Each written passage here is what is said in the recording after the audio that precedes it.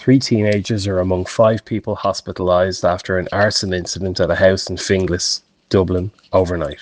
A woman in her 40s and a young teenage boy are in a serious condition in hospital after the blaze at the house on Creston Avenue, Finglas, North Dublin, in the early hours of New Year's Eve.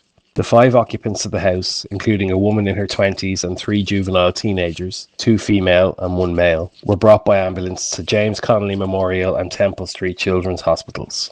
The injuries to the 3 others are described as non-life-threatening. In a statement released, a Garda spokesperson said, Gardaí are appealing for information relating to an incident of criminal damage by fire at a residential property in Finglas, Dublin 11, on Wednesday, 31st of December 2025. Gardaí and emergency services responded to a report of a fire at Creston Avenue at around 12:45 a.m. The local fire service extinguished the fire. The scene has been preserved for technical examination.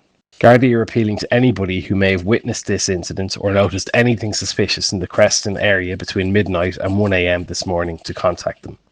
The statement went on to say, any persons who may have video footage from the area between those times, including CCTV and dashcam, are asked to make this footage available to investigating Gardaí. Anyone with any information is asked to contact Finglas Garda Station on 01 666 7500 or the Garda Confidential line on 1800 666 111 or any Garda station.